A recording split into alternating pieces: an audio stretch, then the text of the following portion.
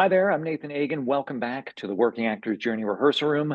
We are here for the final session of a couple scenes that we're working on from Tom Stoppard's Arcadia. And I just heard somebody say the other day that I think it was like Stoppard. I see as an American, I say Stoppard, but I was hearing someone saying Stoppard. Maybe that's a little Britishism, or maybe that's someone being a little pretentious. I don't know. Maybe a character from a Stoppard play, pretending they know how to say the name better. But it's been a really wonderful, exciting month. The work has been great.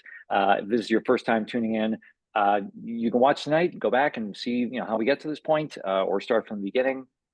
It's great.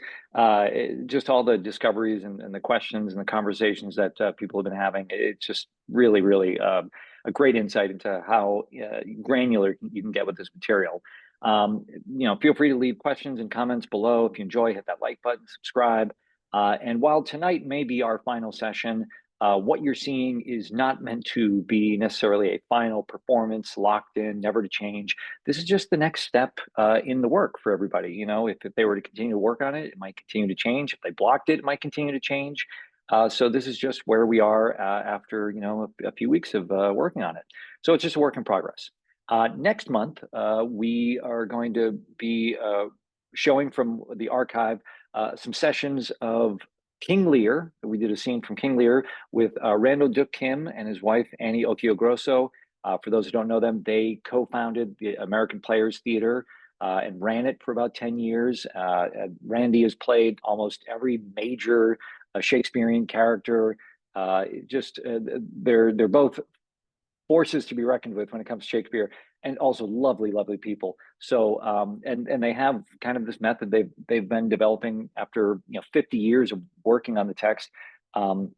It's wonderful. So if you're interested in Lear, if you're interested in their process, their method, we do a great scene from King Lear. It's where Lear confronts his two daughters. So yeah, we'll have a lot of fun with that. And we will continue to post those sessions on YouTube and the podcast for all to enjoy. You can, like I said, subscribe so you can follow along. You can continue to support the project through Patreon if that's something you'd like to do. Thank you quickly to some of our patrons, Joan, Michele, Jim, Magdalen, Claudia, Clif, Jeff, and Ivar. Again, if you have any questions or comments, feel free to leave those below. I am going to disappear for most of the rehearsal session. I'll be back a little bit for the Q&A, and hope you guys all have a great rehearsal. So that's it from me for a bit. Enjoy. Thank you, Nathan. Hi, everyone. Welcome back.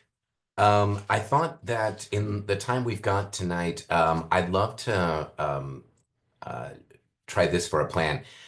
I'd like to actually do what we did on the first session, which is read both scenes back to back. We can be, let's take some notes as we go, those in the scene, those listening, things we observe. And then we'll stop and have a pause. Maybe that's where we put our break, and then we come back, and then we can do it again. But this way, I'd love to see what happens on a macro level when we are piecing it together one last time. Does that sound good? And before we jump in with the first scene, I had a couple of thoughts that I'd love for you all in 1-1 to think about that I didn't have a chance to share at the end of last session. So a couple of quick things. I think that just as a macro thought for everyone for tonight, I would just encourage us all to continue to find as many surprises, revelations, shocks to the system as possible. I think we found over the course of the last few weeks that part of the fun of these characters is not just how smart they are, but how wrong they get things, how wrong-footed they get. No matter how big or small, the more the more we can trip them up, the better.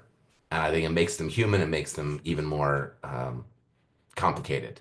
I would also, and I'm not sure, Jeff, if I mentioned this in the last week, but I'd encourage you this time through to lean in a little more to Septimus's when he can, his cockiness, his cheekiness, the sense of like that his, even from the beginning, like once he gets thrown by even that first question, where you land, you think like, I'd love to see what happens if Septimus is like, hey, I just hit a bullseye.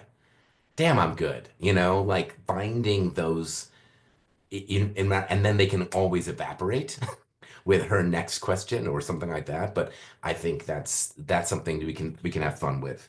Um, and on page 6, um, I'm wondering, Jeff and Téa, when near the top of the page, when you're talking about not necessarily my lady, but when carnal embrace is sinful, it's a sin of the flesh, QED. And I'm wondering, Jeff, if we could explore that being a kind of a bigger beat change of reminding her that we have actually studied this. We had Caro in our Gallic Wars. I'm sorry that the seed fell on stony ground. Yes. You know, that Yes. chunk there could be Yeah. That's it. Yes. Definitely a beat change. It's a perfect way to put it. Yes. okay. Like that, and that way, I think it's another tactic to get her off the whole sex topic, carnal embrace, and then somehow she manages to pick up on your few words of seed and ground and go, oh, masturbation, right? Yeah. And then I have to bring her back. I have to bring her right. back again. And I thought you were I thought you were working. Exactly. I thought you were right. busy. Right. Yeah. So I think that I thought you were busy comes after like 4 or 5 or 6 of these bumps in the road that she's throwing to you throughout. Yep.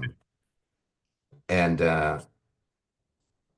I think even later that page, we in the past I think we've gone a little bit in this direction, but I wonder, Jeff, if you could have more fun with the he believes he's written a poem, more carnality. Let's see what happens if Septimus can get a little cattier. Mhm. See what happens. Um and that way, the more, again, sort of the more comfortable you are, the more the rug gets pulled out with, wait, what? Who? JELLABY? Right. I just want to keep setting him up for bigger falls Mhm. throughout. Mhm. Um, I'm wondering, Téa, I love the time you're giving her last week is in these long thoughts that you're not rushing, you're giving yourself time to land those thoughts. I would encourage you this time to see what happens if you can find when you can tighten up the air to especially like things like what do you mean with whom and such, to play the net a little more with Septimus so that you're in like a good DA in Law and Order. You're kind of catching him right off the bat, and then he has to rethink what he just said. Yeah, no need to think about it, just answer. Yeah. Right. That your reflexes, you're not only smart, but your reflexes are so sharp and quick. Yeah. And I think that's the thing at the top that Septimus is realizing how you have gone to another level of Jedi mastery in this scene. That you're not just smart, but actually today seems to be a day where you are feeling your oats, you're pushing the boundaries, you're talking about sex, and you're not letting him breathe. Yeah, super sharp today. I have a mission. Got it. Yeah. And you're coming at him in all ways. Cool. Those are the main things I just thought want to plan in there and see what blooms from there. Amazing. Sound good? Yeah. Yep. Fantastic.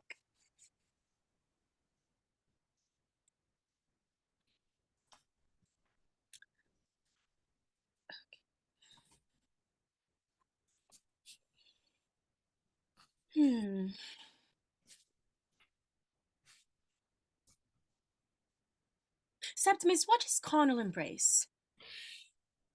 The carnal embrace is the practice of throwing one's arms around a side of beef. Is that all? No. Shoulder of mutton, a haunch of venison, well hugged, an embrace of grouse. Caro, carnus, feminine, flesh. Is it a sin? Not necessarily, my lady, but when carnal embrace is sinful, it is a sin of the flesh. QED. We had Caro in our Gallic wars. The Britons live on milk and meat, lacte et carne vivunt, I am sorry the seed fell on stony ground. That was the sin of Onan, wasn't it, Septimus? Yes, he was giving his brother's wife a Latin lesson, and she was hardly the wiser after than before. I thought you were finding a proof for Fermat's last theorem. Oh, it is very difficult, Septimus. Well, You'll have to show me how. if I knew how, there would be no need to ask you. Fermat's last theorem has kept people busy for 150 years, and I'd hoped it would keep you busy long enough for me to read Mr. Chater's poem in praise of love with only distraction of its own absurdities. Our Mr. Chater has written a poem. He believes he has written a poem, yes. I can see that there might be more carnality in your algebra than in Mr. Chater's couch of Eros. Oh, it was not my algebra. I heard JELLABY was telling Cook that Mrs. Chater was discovered in carnal embrace in the gazebo. Really? With whom, did JELLABY happen to say? What do you mean, with whom? With what? Exactly so. The idea is absurd. Where did the story come from? Mr. Noakes. Mr. Noakes. Papa's landscape gardener. He was taking bearings in the garden when he saw through his spyglass Mrs. Chater in the gazebo in carnal embrace. And do you mean to tell me Mr. Noakes told the butler? No. Mr. Noakes told Mr. Chater. JELLABY was told by the groom, who overheard Mr. Noakes telling Mr. Chater in the stable yard. Mr. Chater being engaged in closing the stable door. What do you mean, Septimus? So, thus far, the only people who know about this are Mr. Noakes, the landscape architect, the groom, the butler, the cook, and of course, Mrs. Chater's husband, the poet. And Arthur, who was cleaning the silver, and the boot boy. And now you. Of course. What else did he say? Mr. Noakes? No, not Mr. Noakes. JELLABY. You heard JELLABY telling the cook. Cook hushed him almost as soon as he started. JELLABY did not see that I was being allowed to finish yesterday's upstairs rabbit pie before I came to my lesson. I think you have not been candid with me, Septimus. A gazebo is not, after all, a meat larder. I never said my definition was complete. Is carnal embrace kissing? Yes. And throwing one's arms around Mrs. Chater? Yes. Now, Fermat's last theorem. I thought as much. I hope you are ashamed. I, my lady. If you do not teach me the true meaning of things, who will? Ah. Yes, I am ashamed. Carnal embrace is sexual congress, which is the insertion of the male genitalia into the female genital organ for the purposes of procreation and pleasure. Fermat's last theorem, by contrast, asserts that when x, y, and z are whole numbers, each raised to the power of n, the sum of the first two can never equal the third when n is greater than 2. Ah! Nevertheless, that is the theorem. It is disgusting and incomprehensible. Now, when I am grown to practice it myself, I shall never do so without thinking of you. Thank you very much, my lady. Was Mrs. Chater down this morning? No. Tell me more about sexual congress. There is nothing more to be said about sexual congress. Is it the same as love? No. Oh, no. No, no. It is much nicer than that. I am teaching, JELLABY. Beg your pardon, Mr. Hodge. Mr. Chater said it was urgent you receive his letter. Oh, very well. Thank you. Thank you. Mr. Chater asked me to bring him your answer. My answer. Well, My answer is that, as is my custom and my duty to his lordship, I am engaged until 11:45 in the education of his daughter. When I am done, and if Mr. Stater is still there, I will happily wait upon him in the gun room. I will tell him so. Thank you, sir. What is for dinner, Jellaby? Boiled ham and meat, my lady, and rice pudding. Oh, goody! Oh, so much for Mr. Noakes.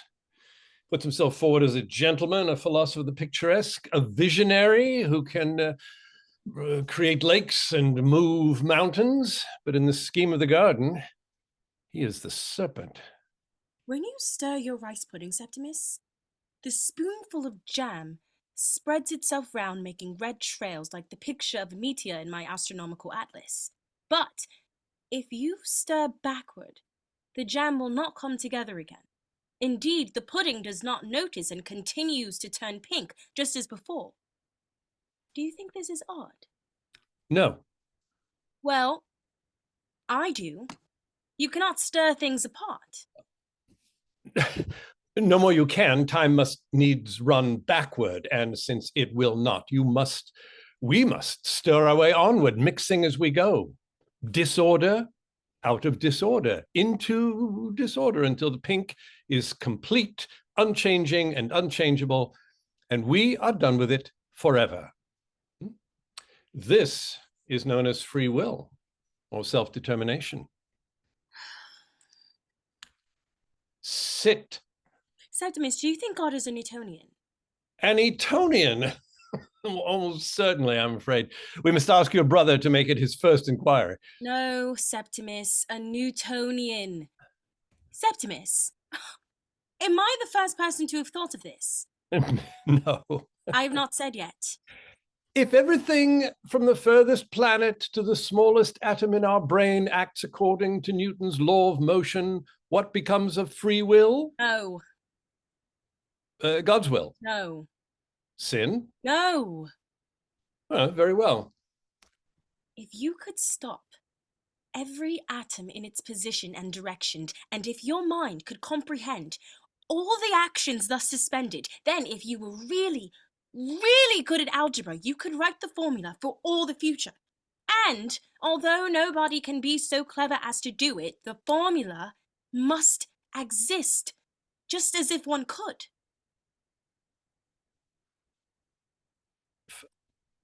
Yes. Yes, as far as I know, you are the first person to have thought of this. In the margin of his copy of Arithmetica, Fermat wrote that he had discovered a wonderful proof of his theorem, but the margin being too narrow for his purpose, he did not have room to write it down.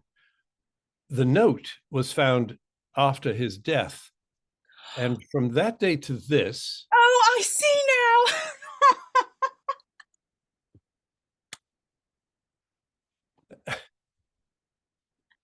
The answer is perfectly obvious. This time you may have overreached yourself. That is so great. As they say in Harry Met Sally, I'll have what she's having. That was lovely, folks. Oh my gosh, so good. That was just I think all three of you brought just a lot of there's something interesting, right, in this we're now in this moment that we can all recognize of a hybrid of 1 foot on the page and 1 foot not. Yes. And we start like, I know the line, but do I? Well, kind of, right? Yeah. But that wonkiness actually is really valuable because I love that it's like, right. And you're staying in it. And like, it forces everyone to be like, well, that's not quite the word, but I'm listening for it. And that's actually, it makes them really rough and human. And I think it's exciting rather than beating ourselves up. It's like, this is this part of the process that anyone watching recognizes of, I'm really trying to let the training wheels go. And I'm really trying to engage and look more, but damn it, what's the next line? You know, it's it's just universal. It doesn't matter what you're working on, right? It's always there. But I love that you all just kind of rolled with that and saw what happened. And I think as a result, there's some really exciting things that happened. So I took a few notes for some thoughts, but I'd love to just, I'm gonna practice self-restraint, and let's jump ahead to scene 6, shall we? Let's take a moment and gather our thoughts. I have 4 lines in that scene, and I blew 50% of them. I know personally, I wouldn't put it past the Brits to have boiled ham and meat. Boiled You ham know and meat, that. yes. In fact, I've been to Prague and many times, and that seems like that's on every menu. It's Yeah. like, would you like meat? Would you like some meat with that meat? Clearly, the ham is the vegetable. Oh, God. I was wet, and I love that Téa's face was like, huh. Oh, but rice pudding. Okay, I'll sit through 2 courses of meat for the rice pudding. And isn't Cut the Mr. meat a little. Stoppard check? What? Isn't Mr. Stoppard check? Oh, that's true. Yeah. Yes. Way back. Yeah. You're referencing Prague there. So basically, Jamie, we're just giving you the props. So thank you for leaning into Oh, showing thank you. off the Yes. the Czech, the Czech background there. It'd be so funny if Septimus and Thomasina are like, we have to talk to Cook. I mean, what is there? Is there not a single vegetable left? Don't we live on an estate? All right. So let's take a moment when we're ready.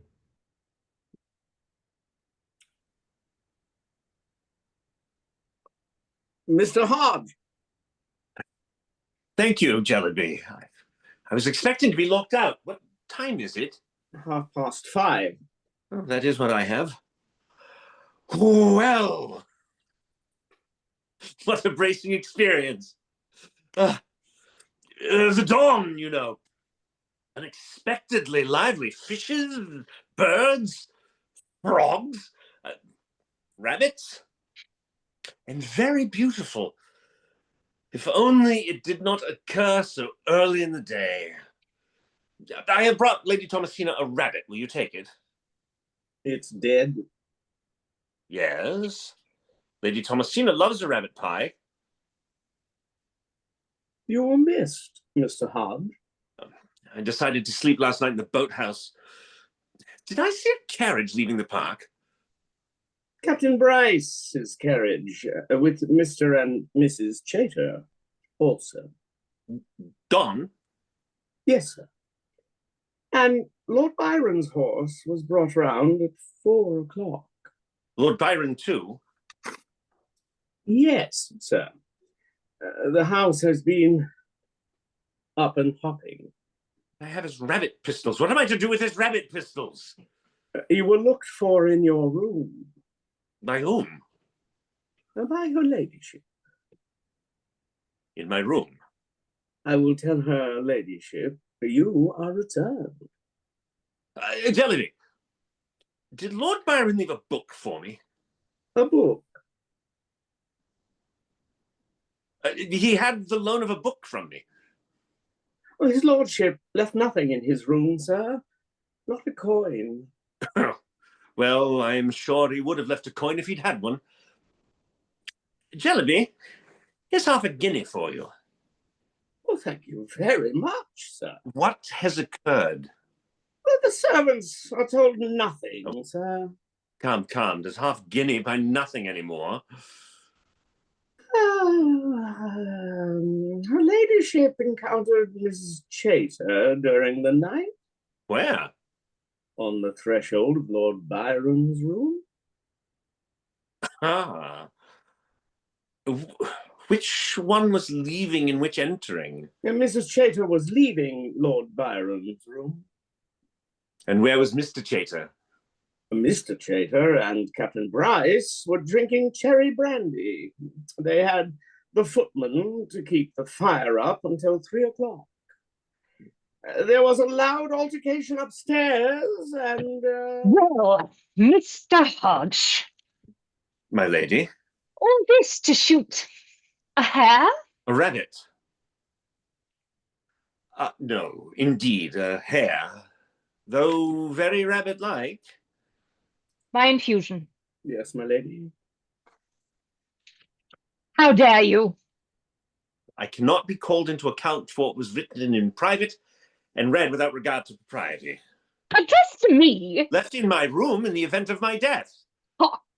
What earthly use is a love letter from beyond the grave? As much surely as from this side of it. The second letter, however, was not addressed to your ladyship. I have a mother's right to open a letter addressed by you to my daughter, whether in the event of your life, your death, or your imbecility. What do you mean by writing to her of rice pudding, when she has just suffered the shock of a violent death in our midst? Whose death? Yours, you wretch. Oh, yes, I see. Do not know which is the matter of your ravings, one envelope full of rice pudding and the other of the most insolent familiarities regarding several parts of my body, but have no doubt which is the more intolerable to me. Which? Oh, aren't we saucy when our bags are packed? Your friend has gone before you, and I have dispatched the lost my part, and I have dispatched the harlot Cheta and her husband, and also my brother, for bringing them here. Such is the sentence, you see, for choosing unwisely in your acquaintance. Banishment. Lord Byron is a rake and a hypocrite, and the sooner he sails from the Levant, the sooner he will find society congenial to his character. Well, it has been a night of reckoning. Indeed, I wish it had passed uneventfully with you and Mr. Cheta shooting each other with the decorum due to a civilized house. You have no secrets left, Mr. Hodge. They spilled out between the shrieks and oaths and tears. It is fortunate that a lifetime's devotion to the sporting gun has halved my husband's hearing to the ear that he sleeps on. I'm afraid I have no knowledge of what has occurred. Your trollop was discovered in Lord Byron's room. Ah, discovered by Mr. Cheta. Who else? I am very sorry, madam, for having used your kindness to bring my unworthy friend to your notice. He will have to give an account of himself to me, you may be sure.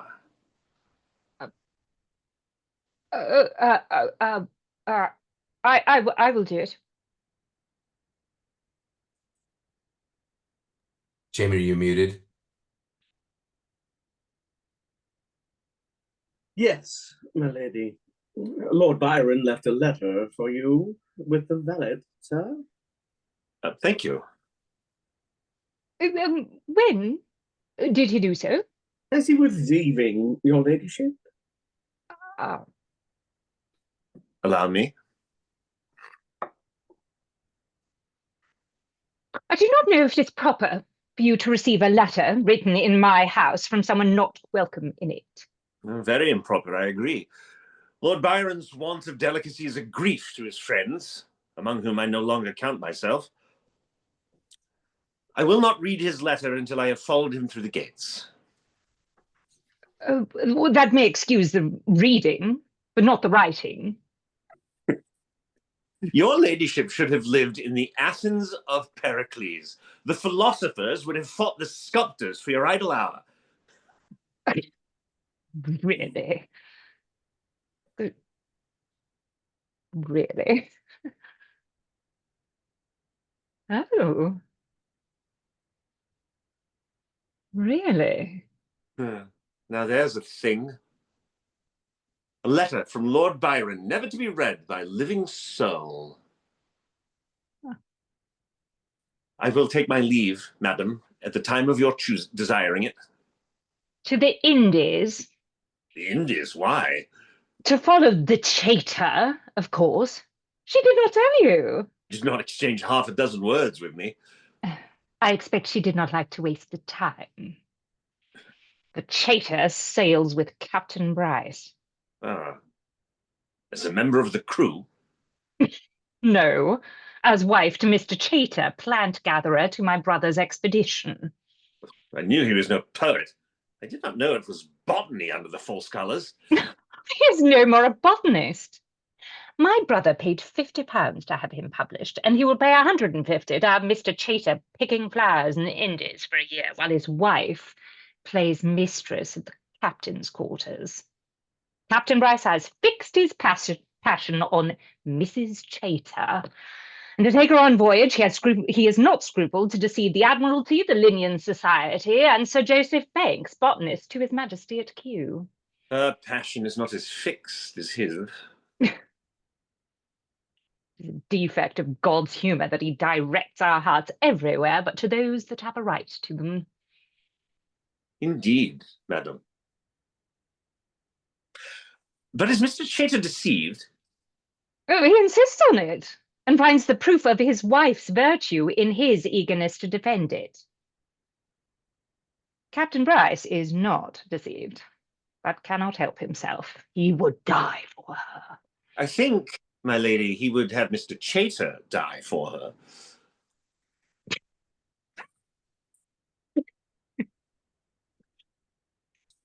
Indeed, I never knew a woman worth the duel, or the other way around. Your letter to me, it goes very ill with your conduct with Mrs. Chater, Mr. Hodge. I have had the experience of being betrayed before the ink was dry. But to be betrayed before the pen is dipped, and with the village notice board, what am I to think of such a performance? My lady, I was alone with my thoughts in the gazebo when Mrs. Chater ran me to ground, and I, being in such a passion, in an agony of unrelieved desire, thought in my madness that the Chater, with her skirts over her head, would give me the momentary illusion of the happiness to which I had not dared to put a face.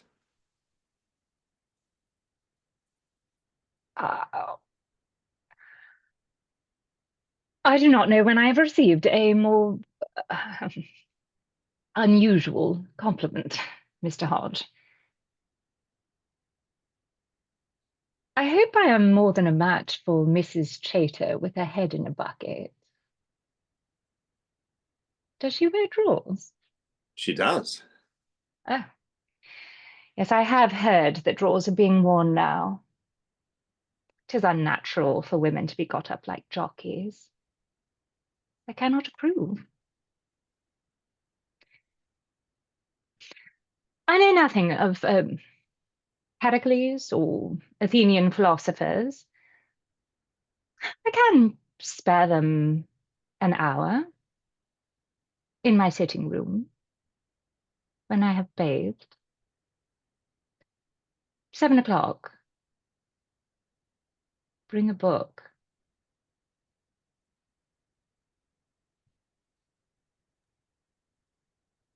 And there goes the letters.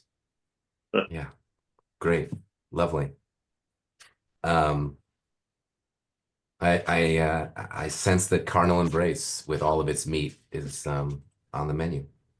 That was really beautiful. I love the time you both were taking, and building off of last week, that last third of the scene and the two of you finding your way backing towards each other, talking about the others, about Chater and Bryce and the connections. And I think all three of you were finding these different tempos within that scene, even more than I think from last week, that I sense these different movements in the piece of music, that the way that as you were, Jamie and Chris, as you were finding your own connections together, and then the interruption of coming in so strong with Jen and Lady CROOM, throwing that off, and then the two of you finding your new music together was just something I hadn't really heard in that same way before. Yeah, really beautiful. So let's turn back and chat for a moment about the first scene. Let's talk about both scenes before we do it all again. So I have some thoughts, but let's hear from you all. What was that? If we can turn back the clock 15 minutes or so, go. What was that like for those in it and those watching? What are we discovering this time? Yeah. That was just a thinking breath. I'm still thinking. I'm still thinking. You can go. You can go. Oh, I don't. I don't know. I enjoyed it. I have a very directorial question I'm going to ask you. I want you to give me a line reading. Okay.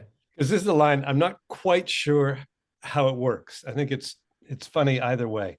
When Thomasina says, "Oh, Mr. Chater's written a poem," and Septimus can either say he believes he's written a poem, yes, or he believes he's written a poem, yes. Which of those two do you like better? Can I hear them again? Mr. Chater's written a poem. He believes he's written a poem, yes. Or he believes he's written a poem, yes. Oh yeah, I see what you mean. I love them both. I feel like my instinct is that it feels I love when you give believes a lot of love. Okay, good. You know, good. that's Because I dislike yeah. pronouns as much as the next person. But yes. you know, every time I go through it, I think this kind of works either way.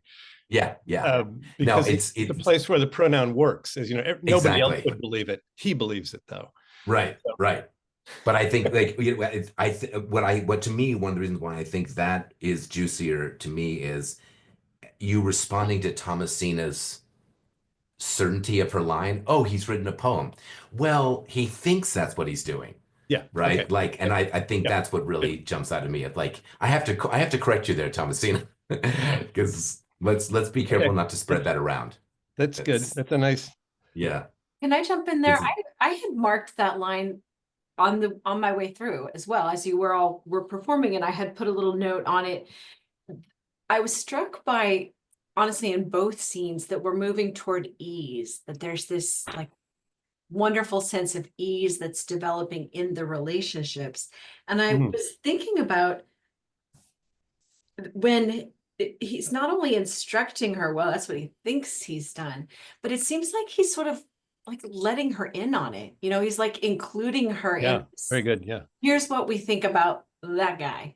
So, you know, I think just this very adult kind of, yeah, I'm gonna share this with you. This line hit me differently this time through. Good. Yeah, I love that, Kate. Yeah, go ahead, Jeff. 100% agree with that. Yeah, that these two are on a different plane. So anytime from everybody, you know, they're just so much smarter than everybody else. There's whatever the correct term would be. But yes, that's very good. Yeah. Well, and there's a choice there. I think that like what I love what you said there, Kate, is like I'm always looking for what's today, why is today different, right? And I think this sense of I remember being like a freshman or sophomore, and when an acting teacher or professor would get just a little catty or just let that facade of professionalism drop, and I'm like, oh my God, I heard something maybe I shouldn't have. That feels a little not totally kosher and part of the job description. But I think you choosing to go there, Jeff, for Septimus is another step towards a connection that you're trusting her enough that she can sense that sardonic take. Well, I mean, but that she's not gonna. Yeah, he sort of explicitly invites her in. He doesn't say, yes, I wish I need time to study this. He says in this sort of rococo way, but he says, enough time for me to read Mr. Chater's poem in praise of love with only the distraction of its own absurdities. Yes. That's like, you know, your mentor, your professor saying, can you believe this fucking guy? And then I mean, using that familiar, our Mr. Chater has written a poem. There's something about our Mr. Chater rather than Mr. Chater. It's like the Mr. Chater we know. Or, I mean, you know, in England, that's a common way of referring to your relative. You know, are you talking about our Andrew? Is it, you know, if you're talking about, I saw Andrew on the street, our Andrew? the Andrew that we both know, your brother, that one. So that power is it's little possessive thing. So you're right. They're both going a little deeper in, but I think I he love makes an that. invitation there. And I think, Téa, you're finding that nice line of not indulging too much, because otherwise I think that would age her too much. So you're allowed her, I think you're finding, what you found then is a cheekiness without her seeming catty or gossipy, which is really tricky, right? Because she's, like we've talked about for the last month, she is precocious and a genius, and also 13, and also rice pudding, right? So I think it's like you can meet Septimus partway there, but I like that you're not just like, oh my God, can you believe that guy?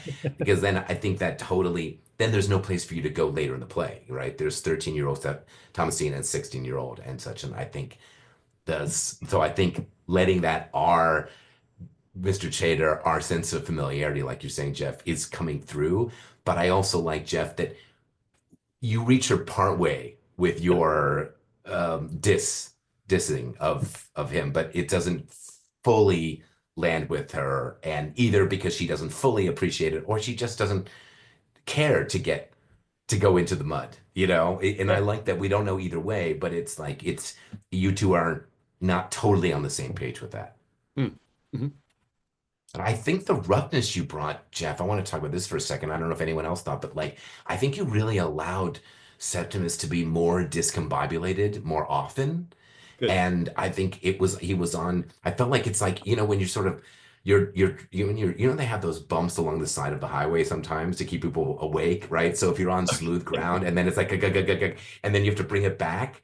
The image that came to me watching this time was like, well, yes, no, of course. Yeah, I mean, I meant what? Yes, exactly. And then you're using the text to write yourself on the text rather than between the text. Oh, yes. Good. Do you feel that? I mean, was that something yeah, yes. Go ahead. Yeah.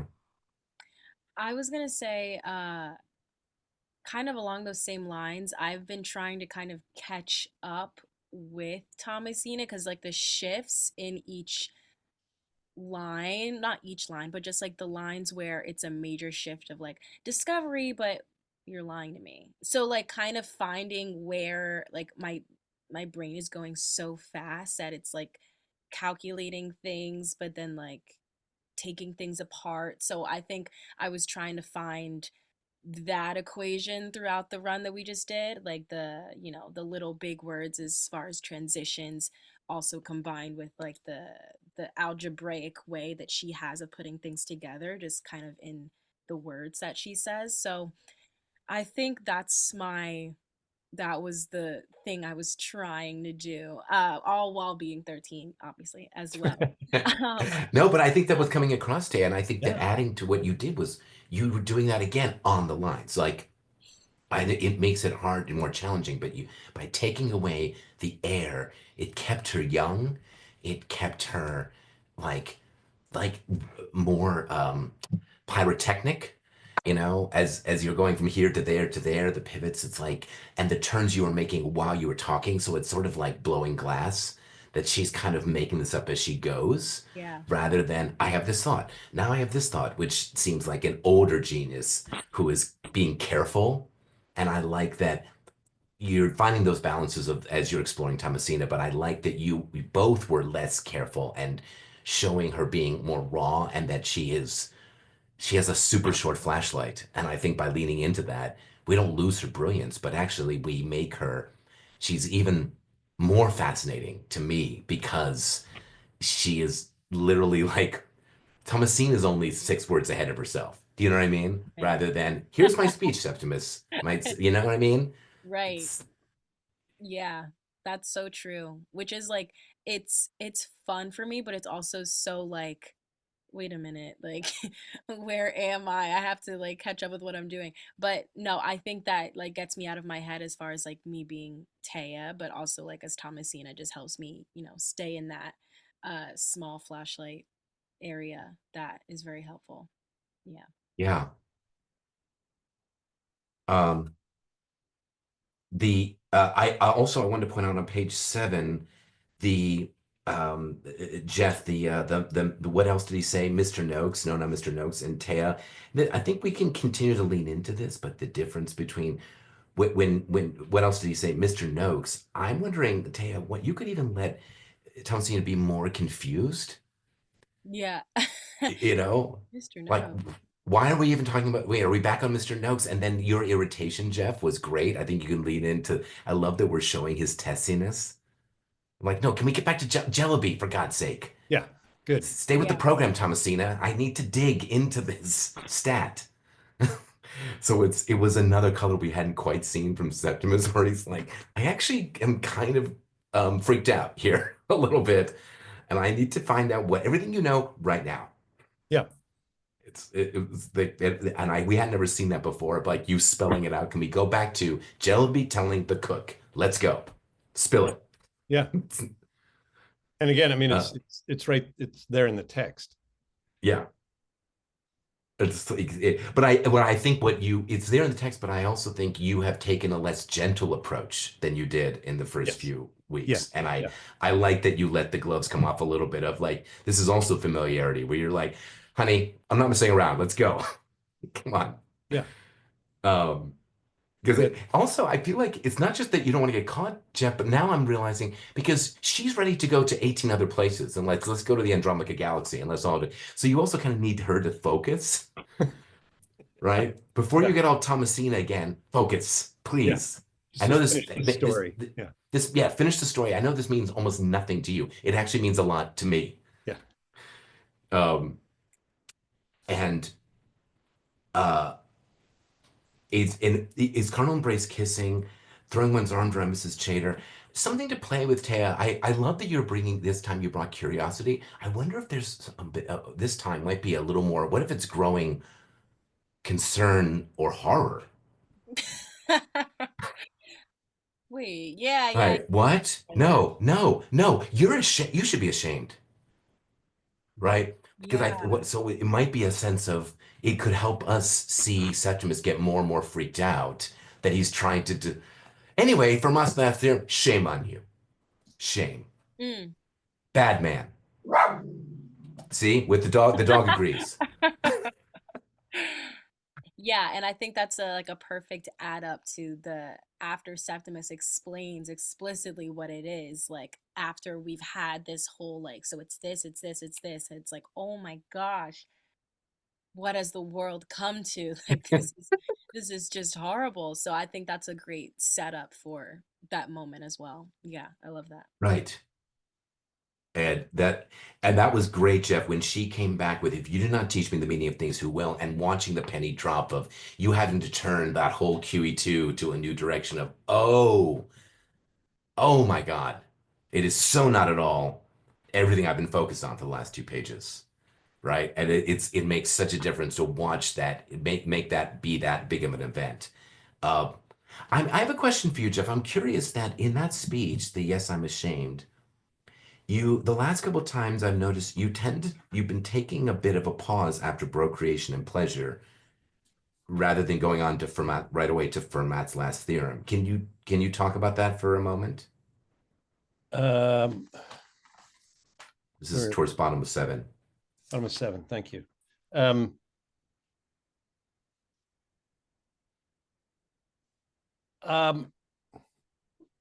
I don't know. I don't know if it's a mix of still not remembering what's coming next, or I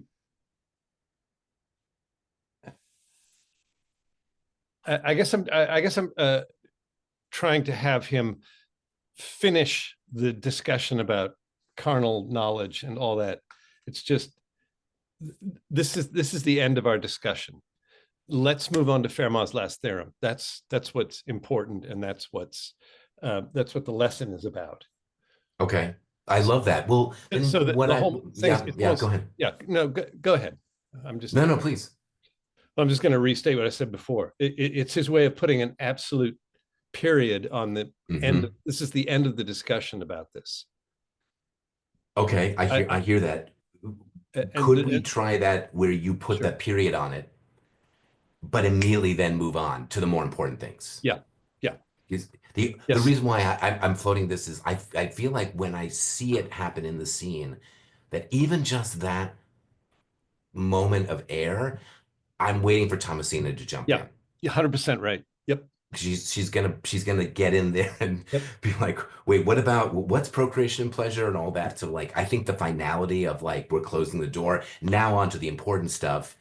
And I think that, and Téa, it's an opportunity for you if we try this, where you might be starting that impulse to jump in, but Septimus is that train's left the station. Yeah, that's right. Yeah. And as I think about it now, I think even as I did it this time, I was thinking that's too much air. Yes. So good. Yeah, because Téa's now set her up as she's just like a terrier. She'll you give her a second, she'll get in there. I love that, Téa. I just gotta say, like jumping off you're coming out, your Thomasina's reactions to things just leap out of Zoom. Like you're kinesthetically appalled or thrilled by things it's not cerebral. It is full. And it really, to me, we've talked a lot, Jamie and Chris and Jeff, we've all talked about how they're all so taken with her. And I think her being this live wire of passion and that unfiltered sort of love or hate is also kind of beautiful. She's Shakespearean that way. That's like, I'm all in or I'm all out. Even though 2 seconds later, you're like, okay, let's go back to Cardinal Brace. Yeah. No, I love that. It's like I'm so disgusted, and it's like, tell me more, actually. I'm interested in that. Yeah, and I love that you're able to like you're sticking your one toe in it. You're not full on like, all right, I'm fully engaged, but just like you're giving it the side eye. Yeah.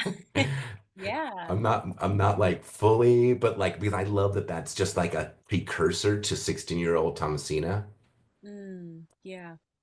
rather than, okay, I'm all in. It's like that doesn't track for me. Whereas just like, should I know more about this? No, I'm good. I'm good.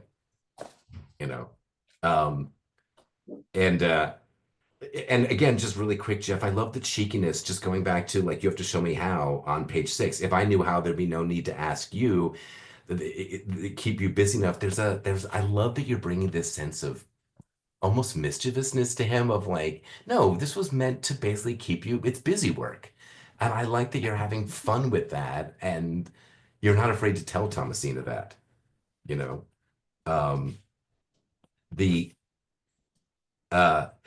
Jamie, just a thought on page 8. What if we try next time the I'm teaching JELLABY, beg your pardon, Mr. Hodge. Could we see what happens if it's a little more urgent and a little more like you're bringing in that energy from Chater, if that makes sense? Like finding that balance of I love that you're giving him a sense of like pretty unruffled by things, but what if we let him be a little up the ruffle factor a little? Sure. And so that way, when Jeff gives you the gun room and you have that, I will tell him, so thank you, sir. It's a little like the manager that just needs you to sign in triplicate for HR. Thank you. I'll be gone. I'm out. Yeah. Sorry to take up your Very time. good. Yes. I'm out. All right. And Téa, I'm starting to see this, but 8 to 9, I think that the moment you go from oh goody on the rice pudding, I think that's an opportunity for you to, you know what I'm saying? We can see her start to go from, oh my God, rice. I wanted to talk to him about rice pudding. Yeah. Yes. Right. Yes. Right. I can make that more evident. Right. Wow. Yes. And then you're sort of waiting for Septimus to take a breath, like blah, blah, blah, Septimus. Okay, rice pudding. What's the deal? WTF? Yes. Right. Exactly. Yeah. Fantastic. That's what I was thinking. And great on page 9, Jeff, I love the two of you with the Etonian. Again, that cheekiness I'm loving. Oh, Etonian, Newtonian. That sense of being chuffed by yourself, I think is awesome. It really is this sense of, yeah, I'm pretty clever.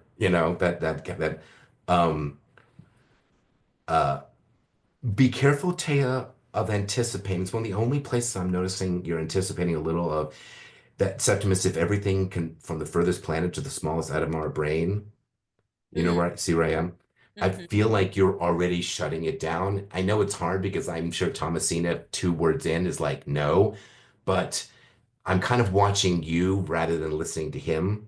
Yeah. So if you can hear him fully out, then veto. Yeah, let's see if he really did crack the code, but no. Yeah. Yeah. No, that's not it at all. Right. And Yeah. and then when he mentions sin, I love that Stoppard gives us derisively. I think you can lean into, ew, religion. Yeah, what does that have to do?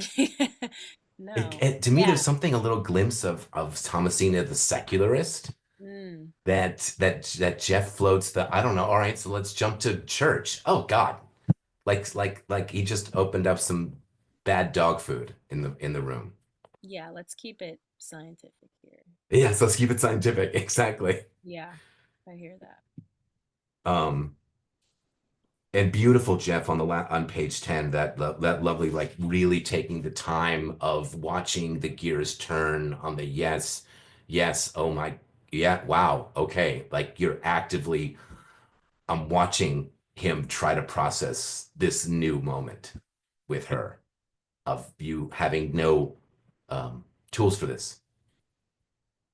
And I love, Téa, you giving yourself permission to, each time you're letting Thomasina take that moment in a variety of ways, you know, of like thrilled to scared to whatever is there that is, oh, now I've stepped over the cliff edge. Yes. You know, and what's gonna happen now? right. And then there's this beautiful moment I think the two of you have really highlighted, of you deciding to take her to the next level of Hogwarts here, Jeff, of saying, okay, well, I didn't know when I was going to tell you this, but I'm going to tell you about the stuff in the margin. You know, and it's like a little bit of that sense of, at this time, I love that I saw that Septimus is like, I want to share this with you and see what you think of this.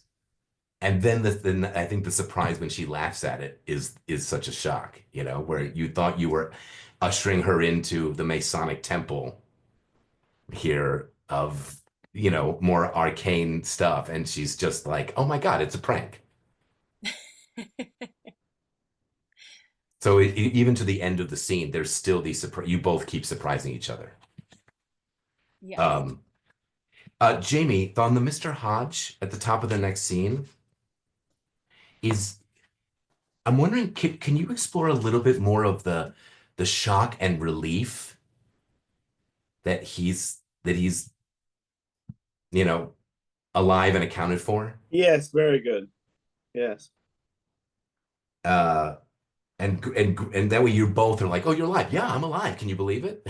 Like, I think, you know, that you both can be in that that shared place of still vibrating, Chris. And I love that you're bringing that sense of, wow, yeah, wow, nature and being alive. And this is, you know, I hate how early it is, but it's like you're letting him spin like that is really lovely.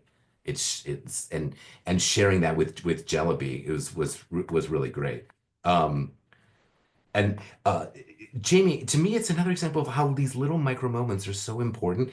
When he says Lady Thomasina loves a rabbit pie on 71, you gave this little smile and this little sound of satisfaction of like, okay, I approve, you know, of the rabbit pie before going on to the text, which I just love. I think it's like, to me, it really helps that transition to see that like he did good by Thomasina.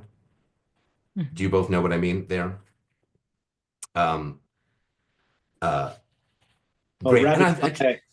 Rabbit pie, I realize, is mentioned in the first scene. As well. Yes, I know. Isn't that great? Yeah.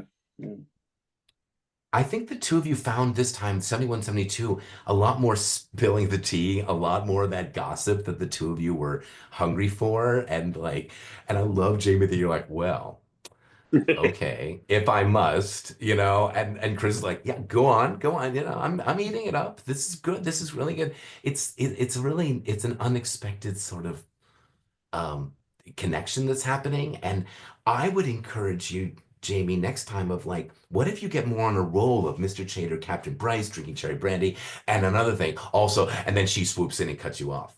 Very good. Yes. You know, Yes. I got 4 more things to add, and you won't believe. Oh, hello. Yeah. So it's this interruptus, like coitus interruptus, except it's narrative gossipus interruptus, and now you both are like, oh my God, there she is.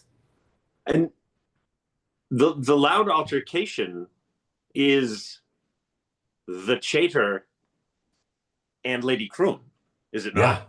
Yeah, that's what I think. Oh yeah. He's about to tell us, like, well, she said, oh, hi, Mom. Exactly. Just when we were getting to the good stuff. Yeah. Exactly. I know. Yeah. Isn't that great? That's what led me to think, Jamie, it's like that if you're climaxing towards altercation, and I can quote you both of them.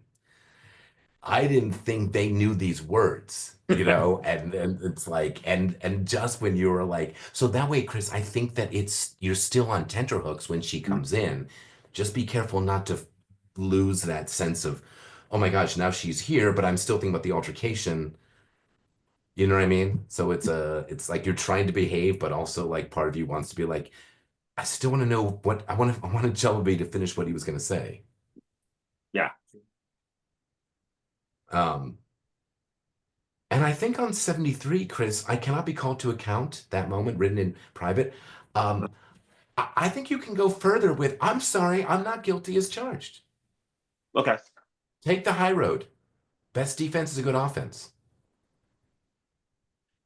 You know, try to push back of like, I'm sorry, I'm gonna play this card. You violated my privacy, honey. Mm-hmm. And then that way, Jen, you can come back with, It's except addressed to me, right? Had So my you name both on are it. sort of, yeah, right? This is where we get those 2 lawyers in the courtroom locking horns, you know? Be careful, just Jen, with the what earthly use of the love letter be from beyond the grave. There's a few times just be with some of those questions. I would encourage you to like make it even more real. It felt a little rhetorical. I think there's some value in like I really really ask him that. And the lovely vulnerability, Chris, with the Shirley from this side of it, and then pivoting to back to, well, I'm not going to stay there too long. I'm going to go on to the second letter.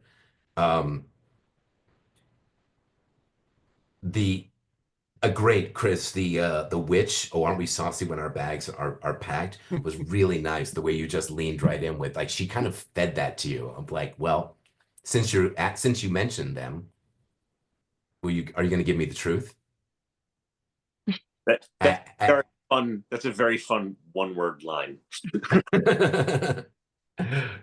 Right. And I think, Jen, in that moment, there's a choice there. Oh, aren't we saucy when our bags are packed? I feel like there's that moment there, that breath of, I'm not going to keep going there. You notice how she pivots from that to, your friend has gone before you, but he's still waiting for the answer to his question. So I'd like to see more of you choosing to be like, no. I'm going to talk about the easier stuff. And I love the passion and the energy you're bringing to all that, Jen, the banishment and such. I would say also keep fighting with that mix, those moments of when she wants to play God a little bit, when you want to take your foot off the gas, a little of like, so this is how I roll. Do you understand? Are you scared? Are you in awe of me? There's just because I don't want to lose that fire, but I also think there's opportunities for her to, just coast on her awesomeness. I'm afraid I have no knowledge of what has occurred, Chris, on 74. I think you can play up the innocent. You can maybe let that be more faux innocent. I'm sorry, I'm so lost. Yeah. Because you do that in the next beat, which was so lovely, of the, oh, discover my Mr. Che. Oh, is that what's happening? Blink, blink. And I don't know if this is right, Jen, but I want to ask you something. So when you get to that moment of who else, what is there a value in considering a world in which she knows that he knows? Do you know what I mean? Like the who else is like, is there a moment of Do you know what I mean? Like Mm-hmm. that she doesn't try so hard to lie. Mm-hmm. I don't know what that would do if that would work, but it's just something Ah, to see. to play with. Hmm.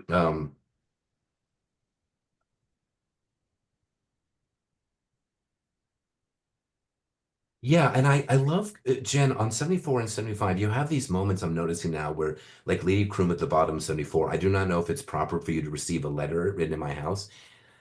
That that makes use the reading but not the writing.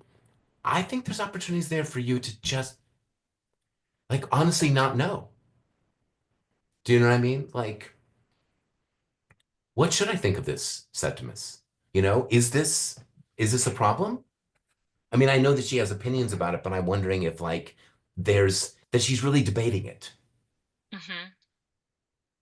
Okay. Does that track? So that like that makes use the reading but not the writing. It's like she wants to get in with him and spar about it. And I think Chris, that would help you go, God, you are an Athenian. Mm-hmm. You really want to get into how many angels on the head of a pin. St. Augustine, the Athenians, you want to just like, what is the right thing? You know, should Yeah. we read a letter? Should we not? Like Mm-hmm. it's that allows Jen moments where she really honestly doesn't know.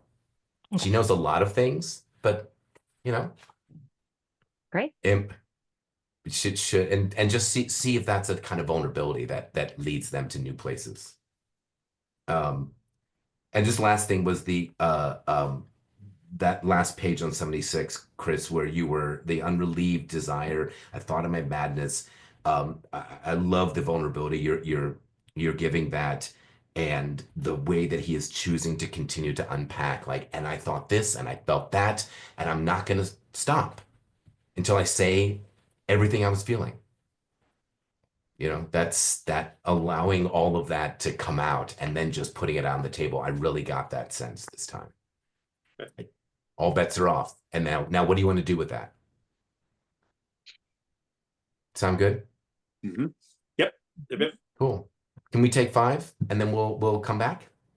So let's just go one into the other and to state the obvious, let's just hit the refresh button, see where it goes, and to see what we discover each time. Yay. Let's do it.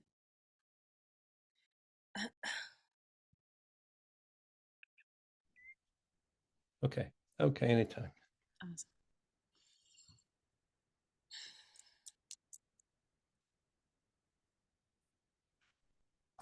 Septimus, what is carnal embrace? Carnal embrace is the practice of throwing one's arms around a side of beef. Is that all? No, shoulder of mutton, haunch of venison, well hugged, an embrace of grouse. Caro, carnus, feminine, flesh. Is it a sin? And not necessarily, my lady, but when carnal embrace is sinful, it is a sin of the flesh, QED. We had Caro in our garlic wars. The Britons live on milk and meat. Lacte et carne vivunt. I am sorry the seed fell on stony ground. That was the sin of Onan, wasn't it, Septimus? Yes, he was giving his brother's wife a Latin lesson, and she was hardly the wiser after than before. I thought you were finding a proof for Fermat's last theorem. It is very difficult, Septimus. You will have to show me how. Well, if I knew how, there would be no need to ask you. Fermat's last theorem has kept people busy for 150 years, and I had hoped it would keep you busy long enough for me to read Mr. Chater's poem in praise of love with only the distraction of its own absurdities. Our Mr. Chater has written a poem. He believes he's written a poem, yes. I can see there might be more carnality in your algebra than in Mr. Chater's couch of Eros. Oh, it was not my algebra. I heard JELLABY telling Cook that Mrs. Chater was discovered in carnal embrace in the gazebo. Really? With whom, did JELLABY happen to say? What do you mean, with whom? Yeah, with what? Exactly, so the idea is absurd. Where did the story come from? Mr. Noakes? Mr. Noakes? Papa's landscape gardener. He was taking bearings in the garden when he saw through his spyglass Mrs. Chater in the gazebo in carnal embrace. Do you mean to tell me Mr. Noakes told the... And do you mean to tell me that Mr. Noakes told the butler? No. Mr. Noakes told Mr. Chater. JELLABY was told by the groom, who overheard Mr. Noakes telling Mr. Chater in the stable yard. Mr. Chater being engaged in closing the stable door. What do you mean, Septimus? So, thus far, the only people who know about this are Mr. Noakes, the landscape architect, the groom, the butler, the cook, and of course, Mrs. Chater's husband, the poet. And Arthur, who was cleaning the silver, and the boot boy, and now you. Of course. What else did he say? Mr. Noakes? No, not Mr. Noakes, JELLABY. You heard JELLABY telling the cook. Cook hushed him out almost as soon as he started. JELLABY did not see that I was being allowed to finish yesterday's upstairs rabbit pie before I came to my lesson. I think you've not been candid with me, Septimus. A gazebo is not, after all, a meat larder. I've never said my definition was complete. Is carnal embrace kissing? Yes. And throwing one's arms around Mrs. Chater? Yes. Now, Fermat's last theorem... I thought as much. I hope you are ashamed. I, my lady. If you do not teach me the true meaning of things, who will? Ah. Yes, I am ashamed. Carnal embrace is sexual congress, which is the insertion of the male genital organ into the female genital organ for purposes of procreation and pleasure. Fermat's last theorem, by contrast, asserts that when x, y, and z are whole numbers raised to the power of n, the sum of the first two can never equal the third when n is greater than 2. Ah! Well, nevertheless, that is the theorem. It is disgusting and incomprehensible. Now when I'm grown to practice it myself, I shall never do so without thinking of you. Well, thank you very much, my lady. Was Mrs. Chater down this morning? No. Tell me more about sexual congress. There's nothing more to be said about sexual congress. Is it the same as love? Oh, no. No, it is much nicer than that. Oh, I'm teaching, JELLABY. I beg your pardon, Mr. Hodge. Mr. Chater said it was urgent that you receive his letter. Oh, very well. Thank you. Thank you. Mr. Chater asked me to bring him your answer. My answer? Well, my answer is that, as is my custom and is my duty to his lordship, I am engaged until 11:45 in educating his daughter. When I'm done, and if Mr. Chater is still there, I will be happy to wait upon him in the gun room. I will tell him so. Thank you, sir. What is for dinner, JELLABY? A boiled ham and cabbage, milady. And rice pudding. Oh, goody. Well, so much for Mr. Noakes. He puts himself forward as a gentleman, a philosopher of the picturesque, a visionary who can move mountains and make lakes. But in the scheme of things in this garden, he is the serpent. When you stir your rice pudding, Septimus, the spoonful of jam spreads itself round, making red trails like the picture of a meteor in my astronomical atlas. But if you stir backward, the jam will not come together again. Indeed, the pudding does not notice and continues to turn pink, just as before. Do you not think this is odd? No. Well, I do. You cannot stir things apart. No more you can. Time must needs run backward. And since it will not, we must stir our way onward, mixing as we go.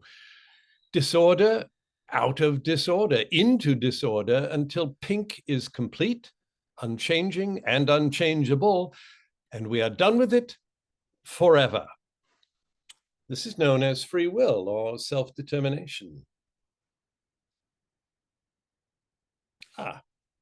Sit. Septimus, do you think God is an Etonian? An Etonian? Almost certainly, I'm afraid. We must ask your brother to make it his first inquiry. No, Septimus. A Newtonian. Septimus, am I the first person to have thought of this? No. I have not said yet. If everything from the furthest planet to the smallest atom of our brain acts according to Newton's law of motion, what becomes of free will? No. God's will. No. Sin? No. Very well. If you could stop every atom in its position and direction, and if your mind could comprehend all the actions thus suspended, then, if you were really, really good at algebra, you could write the formula for all the future. And although nobody can be so clever as to do it, the formula must exist just as if one could.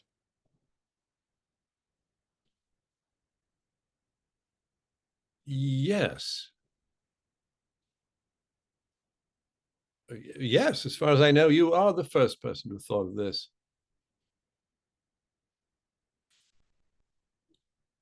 In the margin of his copy of Arithmetica, Fermat wrote that he had discovered a wonderful proof of his theorem, but the margin being too narrow for his purpose, he did not have room to write it down. This note was found after his death. And from that day to this... Oh, I see now! The answer is perfectly obvious. This time you may have overreached yourself. Nice, lovely. That was great. Let's jump to the next. Yes.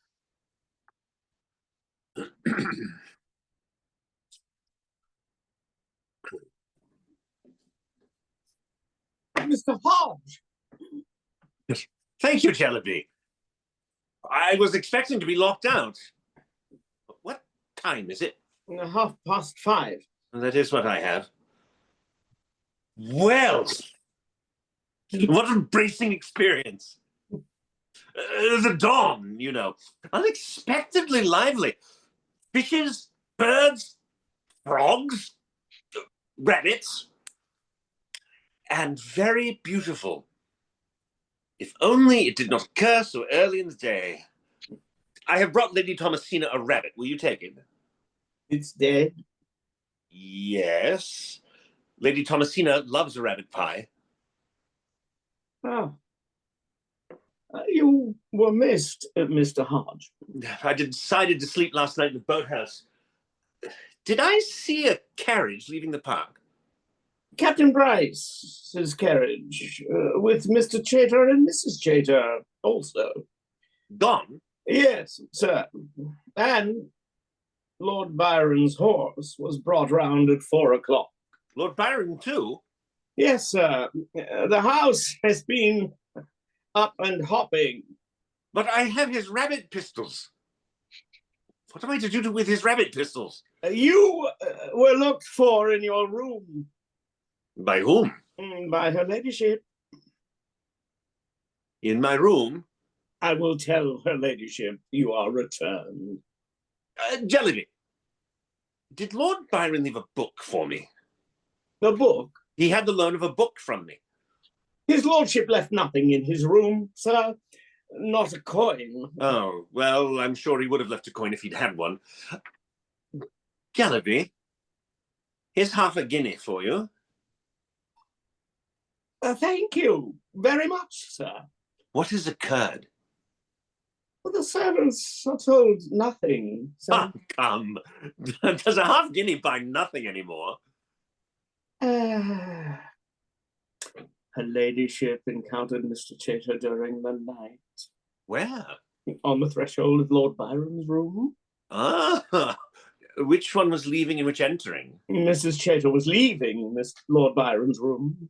And where was Mr. Chater? Now, Mr. Chater and Captain Bryce were drinking cherry brandy. They had the footman to keep the fire up until 3 o'clock.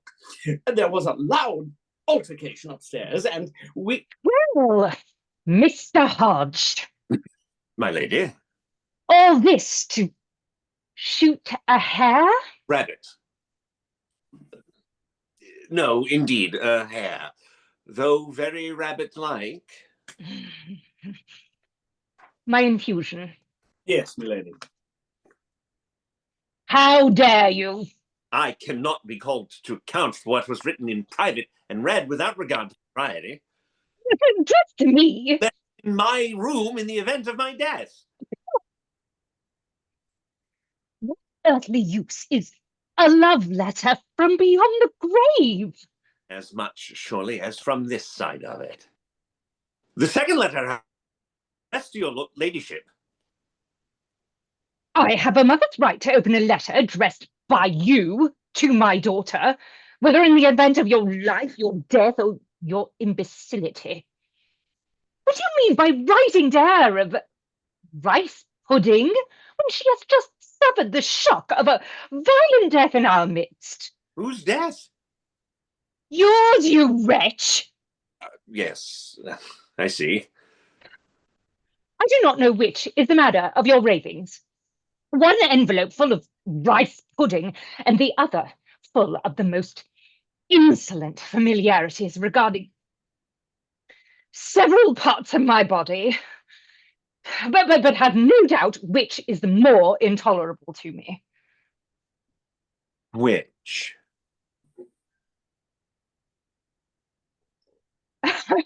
Oh, aren't we saucy when our bags are packed? Well, your friend has gone before you, and I have dispatched the harlot Chater and her husband, and also my brother for bringing them here. Such is the sentence, you see, for choosing unwisely in your acquaintance. Banishment. Lord Byron is rake and a hypocrite. And the sooner he sails for the Levant, the sooner he will find society congenial to his character. It has been a night of reckoning. Indeed, I wish it had passed uneventfully with you and Mr. Chater shooting each other with the decorum due to a civilized house. You have no secrets left, Mr. Hodge. They spilled out between the shrieks and oaths and tears.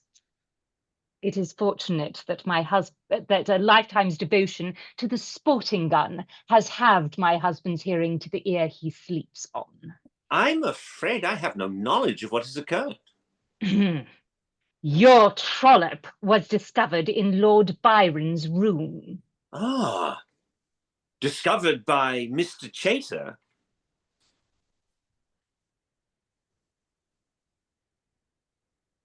Who else?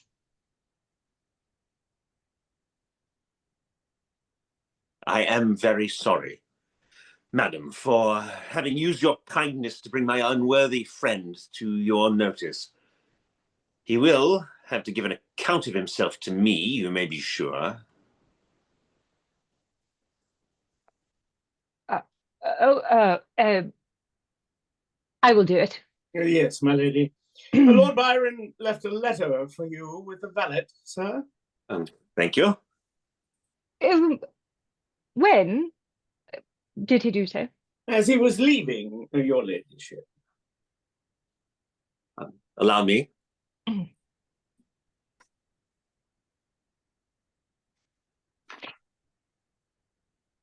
do not know if it is proper for you to receive a letter written in my house from someone not welcome in it. Very improper, I agree. Lord Byron's want of delicacy is a grief to his friends, among whom I no longer count myself. I will not read his letter until I have followed him through the gates. That may excuse the reading, but not the writing. Your ladyship should have lived in the Athens of Pericles. The philosophers would have fought the sculptors for your idle hour. Really? Oh? Really?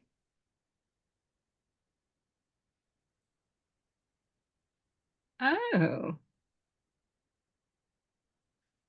Really? Now there's a thing. A letter from Lord Byron, never to be read by a living soul. I will take my leave, madam, at the time of your desiring it. To the Indies. The Indies? Why? To follow the Cheta, of course. She did not tell you. She did not exchange half a dozen words with me. I expect she did not like to waste the time. The Cheta sails with Captain Bryce. Ah, as a member of the crew? No. As wife to Mr. Cheta, plant gatherer to my brother's expedition. I knew he was no poet. I did not know it was botany under the false colours. He's no more a botanist. My brother paid £50 to have him published, and will pay £150 to have Mr. Cheta picking flowers in the Indies for a year while his wife plays mistress of the captain's quarters. Captain Bryce has fixed his passions on Mrs. Cheta, and to take her on the voyage he's not scrupled to deceive the Admiralty, the Linnean Society, and Sir Joseph Banks, botanist to His Majesty at Kew. Her passion is not as fixed as his. It is a defect of God's humour that he directs our hearts everywhere but to those that have a right to them. Indeed, madam. But is Mr. Cheta deceived? He insists on it. He finds the proof of his wife's virtue and his eagerness to defend it. Captain Bryce is not deceived, but cannot help himself. He would die for her. Oh, I think, my lady, he would have Mr. Cheta die for her.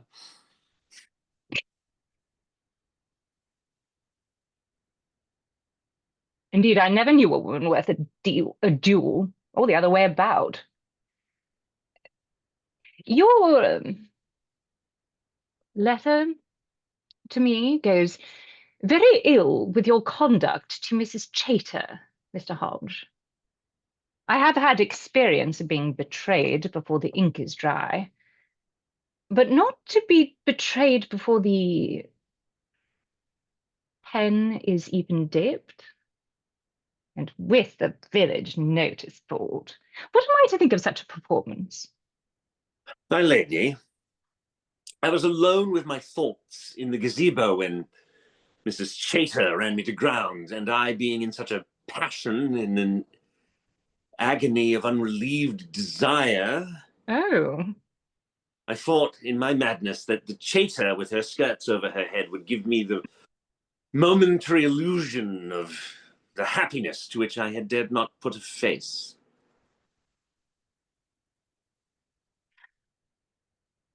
I do not know when I've received a more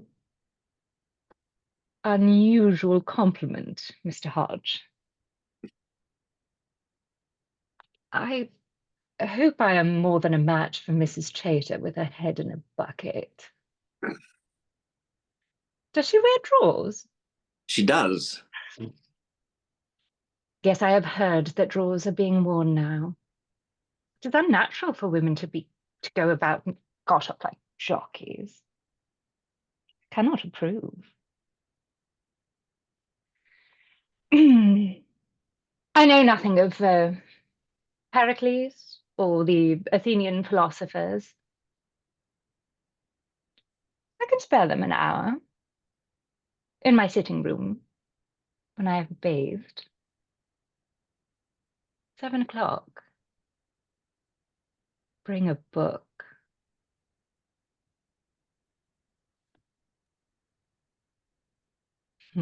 Lovely. Great work, everybody. I could listen to you all day. This is so lovely. Oh my gosh. Great job. Nathan, did you have some questions for the group? Yes, I did, and I really echo your sentiments, Brendon. What I really enjoyed about this, both of the passes through the scenes, is just seeing the real fun the actors are having with the scene. That it's just, and not to take anything away from the first week of you guys reading the scene, and it was a lot of fun and it was enjoyable, but just to see how much it has grown and how much depth you're all bringing to it, but just literally when you see the performers having a lot of fun with this, even through all the different levels, it's not like you're constantly always making jokes with each other, but you're just having a lot of fun with it, and it's really to see that arc. I was reminded. I heard Billy Crudup talk in an interview. He did the New York premiere of this. I can't remember. I think maybe he had auditioned for it, but just it didn't work out, or didn't couldn't get in to read. And he was working with, I think, the actress playing Thomasina, and he was her reader. He was working on the scene with her, and he worked and worked and worked on it, and then auditions opened up again, and he was able to get a spot, and it was just like, well, yeah. I mean, I've been working on this for weeks, for hours. So it just kind of, I think, emphasizes and re-cements what we've been talking a lot about. Of just when you take your time, just all the different things you can find in it. And of course, he had the leisure of not really stressing about it when he was working on it. So hopefully that kind of carries over to this format too. Is that you're not really worried about like, oh, geez, people are coming to see it. And it's like, no, we're just working on it. But all that being said, yes, I do have some questions. And actually, Brendon, I remember last week you had kind of tossed out the idea of, wondering what people might take away from this kind of experience, or working in this way, or unpacking things. And so I just kind of open it up right there. If anyone has any specific response to that, of how this might have differed from other rehearsal processes you've gone through, and things that you really gravitated toward or enjoyed about this, that you are excited to bring into the rest of your work or other productions. So I'll just kind of open it up to the floor, not all at once. I can go. I think that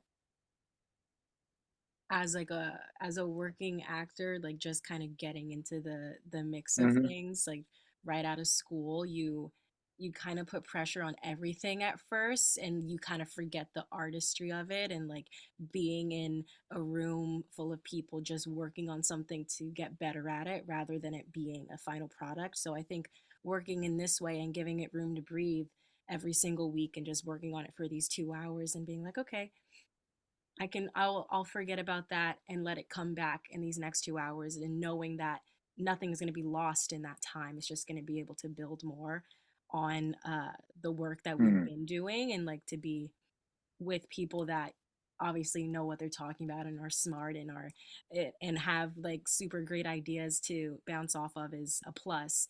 But I think for me personally, this is a great reminder, especially like going into the new year, of just to let things go, let things be, and do it for the fun of it and for uh the play. And I think that that's what this process really brought for me. So I had a fantastic time. Yeah. I'm thrilled to hear that, and I want to quickly say, um, uh, we were all young 20-year-old actors, or thereabouts at one time, and for me, confidence is always a big thing. Like, you just want to make sure, like, you're feeling like, can I do this? Can I hang with these people? And I just want to say, Téa, the way you threw yourself into Thomasina, and your the courage you had to just really go for it, was just so fun to watch and so exciting. And so I think you must have some self-confidence to be willing to throw yourself out there like that. But I just want to kind of echo that it really, really was enjoyable. So you know, you were as much a part of this group as anyone else. So you know, even if you're feeling like you're still getting started, yeah, it was really beautiful to watch. So you know, kudos to you for you know, doing all of that. Thank you. You're welcome. Anyone else wanted to share ideas or things that they took away from this process? And if not, I have other questions. It's okay. I'll just add, since nobody's talking, I'll add one thing real quickly, and Téa reminded me of it. It's so rare that you get these big breaks between working on something. And, only a couple of times in my career have I had something happen where I did a production of something and then did the same production, you know, not, it was, you know, a restaging of the same production. And it was like a year later. And I think it's happened twice now. With, you know, it's the same people. It was a different place, but essentially the same people. And I could tell the first day of the pickup rehearsals, it was just automatically better, like, you know, wine or cheese or anything, just by sitting somehow, you know, in our minds, that without working on it every day and intensely, which also, it's just this weird side benefit that you can't engineer.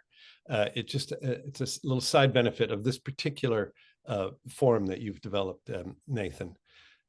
These long breaks between. I mean, I'd look over the thing a little bit, but I didn't. Sure. Wasn't spending every day on it in the in-between time. Right. It's just an interesting phenomenon that happens. Well, it's that, yeah, it's like the shower moments where things just, you have the time for things to drop in. You're like, oh, okay, yeah, that's what they're talking about. Or remembering someone's name, you know, 10 minutes after you see them, right. You know, when you're reaching for the canapes. It is an odd phenomenon, and it's sort of you can't engineer it. But as Téa was saying, if you just sort of trust it and do get up and walk around, or, you know, walk the damn dog who's quiet now. You're quiet now, aren't you? Stupid dog. Anyway, that's all. I'm done. Ask some questions. He's your tortoise, yes. Sit. Well, anyone else can jump in. Can I jump in? Yes, please.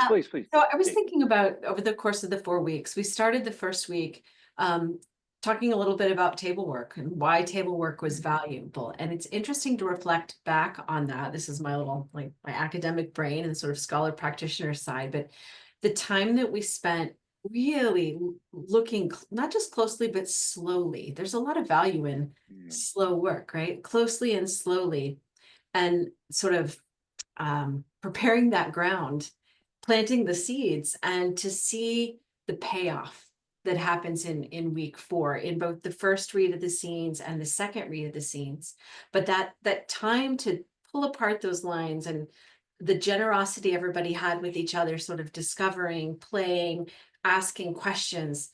It's like you then turn away, and, you know, if you've ever had a friend who has a puppy or a kitten and you don't see it for 8 weeks, and you turn back and you're like, oh my gosh, you've grown. That was fun tonight to see that the flowering of the work that happened 4 weeks ago. Yeah, absolutely. And Brendon, I do want to ask you a question about this play, but I also want to highlight, this is not to say that other directors don't do this, but what I noticed tonight, and if I go back through the other sessions, I'm sure I'll see it there, is just how encouraging you seem to be with the actors as you're kind of talking through things or offering suggestions or notes. And I observe that as what seems to be a really helpful quality, and something that really, you know, creates a nice sense of collaboration and an open forum for everybody.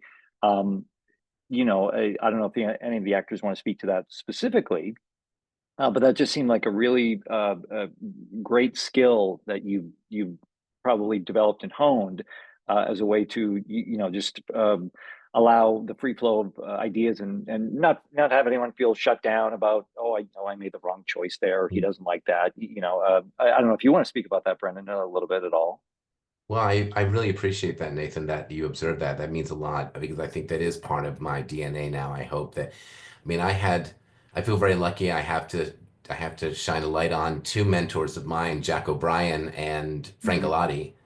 Galati, both of whom had every day brought joy and loved love uh, actors, artists, and um, lived for every moment. And I think that, you know, I tend to gravitate towards challenging texts, and I think Mhm. it's worth acknowledging this stuff is hard. And when people get up on the tightrope or on the trapeze, the like half of as directing is coaching and in Sure. empowering in chief and to say yes and more of that and also maybe this and but also just yeah amazing yes keep going. I mean that is I find myself in rehearsal half the time all I'm saying is yes more, how about more of that, Mm. like maybe there's even more, and I don't know where that will go, but I think that's a lot of it is for me just continuing to help people get in the deep end, and part of that is encouragement and hopefully being specific about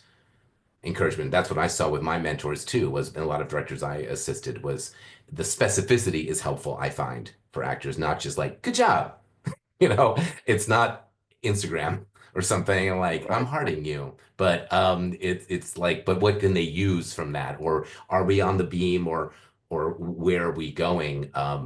You know, as we're all trying to figure it out together.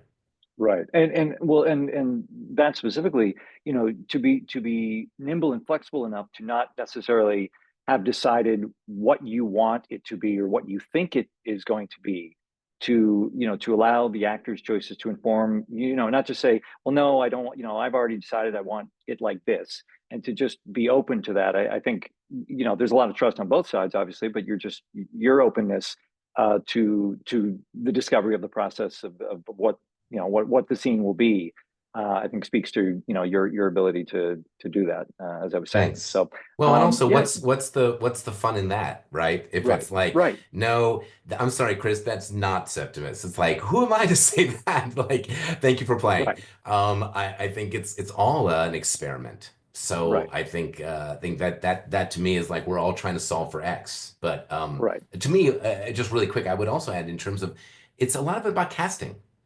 I mean, whether it's casting for this or casting for a full production, you're already, if you choose your actors, you kind of are already to some degree starting the work.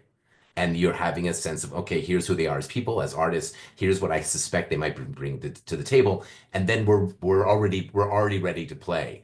You know, so I think that's also worth noting too. Is we don't always talk about that, but like Sure. that choice of if we're going to go with this person for Lady Croom over this person, well, then Right. that's already a certain something that's coming into the room. Right. And it speaks to what we've kind of been talking about, a lot of the confidence and trust in yourself and in others, that, you know, I don't need to have this all decided. I don't need to pretend like I know all the answers, as you guys have been discussing through the weeks. Brendon, you know, could you share a little bit about, you may have talked about it the first week, but you know, what specifically drew you to these scenes, or what you were hoping to, you know, maybe unpack or unlock about maybe the character of Septimus, or any of the characters that you, you know, you wanted to explore more. Well, I think what's exciting, yeah, I think to me, both these scenes revolve have this character of Septimus, and all these characters are kind of spokes of the wheel Hmm. around him. And I think what was also exciting when you and I were putting this together, Nathan, was the idea of having, and I don't think I've ever done this with all the versions of this I've done with you, Nathan, is having two septimi, right? And so we were not Right. only exploring the play, but we were actually having a binocular view of Septimus, Hmm. that didn't have to have two actors playing the same scene, but these scenes were different. Um, you know, these characters are so complicated. They contain multitudes. Yeah. And so I think what was exciting to me tonight was also just watching and loving what Jeff was bringing to Septimus and what Chris is bringing, and that this it's like pointillism, right? They were bringing some red, some blue, some green, and the mosaic of Septimus, and then everyone is bouncing off of them. Right. That was really exciting to me, and I think these scenes we kept, you know, right, folks, we kept discovering, oh, there's rabbits, there's love, there's lust, there's a sense of discoveries in both. Um, I think so. I knew that they would echo each other, and they would compliment each other. I don't think I had any idea to what degree they were forming this kind of Ouroboros with each other, and that we just kept going, oh my God. And I really appreciate the time everyone was giving to each other's scenes. So I do want to mention that as well, that it's a real tribute to all of you, that I loved how you were also over the last few weeks offering thoughts on what you saw in the other scenes, as opposed to, well, I'll peace out till 9 o'clock, you know, or I'll just be here, which we could do, but I think it just allowed everyone to be there together and to share what you saw, not just what I saw or what Kate saw. And I think that so I want to thank everyone for that. But I think this was a fun experiment. And I think there was a link I knew with watching him and Septimus, you know, having this sort of really deep relationship with Thomasina and this burgeoning relationship with Lady CROOM, and how that mother-daughter affects him. I think those were some of the big thoughts initially, you know, and then sort of we bungee jumped from there. Yeah, no, it was a lot of fun putting this together, and yes, I think it was really great. At least what I observed, it seemed, you know, because when you're double cast and you're both playing the same scene, you know, you're still kind of subjectively looking at things. But I would guess, or it seemed like, because of their willingness to contribute, you know, Jeff and Chris had a bit of objectivity, subjectivity and objectivity about Septimus, because they were watching a scene that it's the same character, but I'm not in that scene. I'm not playing that, so I can look at it differently, and I can just, it's the phenomenon of when you're in acting class, you can't think of nearly as many things when you're doing your scene as when you're in the audience watching, and you're like, yeah, isn't that obvious? How did you miss that? So it's so I think it was a lot of fun to observe, and I think you bring up a great point. You know, even if you've done table work in a production, there can be kind of a feeling of like, well, these people are in this scene, so they're going to talk about this scene, and it may not necessarily feel like it's open up to the whole group to weigh in of like, well, I had this question about this character, or what about this? And so I think that's one of the things I've always loved, and I've never had to instruct the group that, you know, it's not a top-down format. This is very open, collaborative process. So yeah, no, it was really exciting. I completely agree, because you just wonder, like, are people going to disappear for an hour? But it was really wonderful to see just everybody be part of this, and even if they didn't have a lot to add, they were still listening and observing and watching. So I think that just adds to the ensemble feel of it. So, and if I may, Nathan, really quick, can I ask a question of the group? Is that of kosher? Course. I along these lines, I just have to say, and I don't always see this, like what I was also observing was, can any of you speak to, you all got so comfortable with each other pretty quickly. And yes, we're on Zoom and we're not literally in the room, but I really felt like I sensed you were all there for each other. You were all laughing at each other's work, watching each other's scenes. And can you talk for a second about what is that like, you know, either definitely in a virtual or even in the room? I'm kind of always fascinated with all the shows I do of what is going on in those first few days as a cast sort of checks each other out and begins the bonding, I guess, in an ideal world. I mean, I feel like that we had a version of that here. I don't feel like that's too out there to say. What was that like for you with this, as you were, some of you knew each other, some of you didn't, but I felt like we did create a little bit of a group here. Any thoughts on that? How, or how do you approach that? You know, whether it's this format or another one?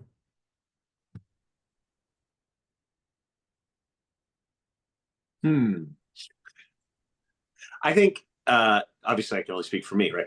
But I love this art form, and I love and appreciate what other actors bring to what they're doing, and it's such a joy for me to watch other actors, to watch good actors do their thing, that it's super easy to be like, that's amazing. In fact, I just tonight, instead of following along with the script, I thought, oh, I should probably actually watch what they're doing in the scene.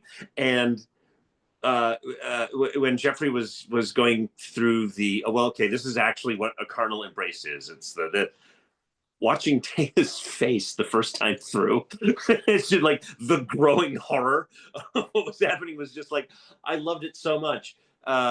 It's one of the things I love about this art form is getting to work with other actors. So just the process itself is a joy.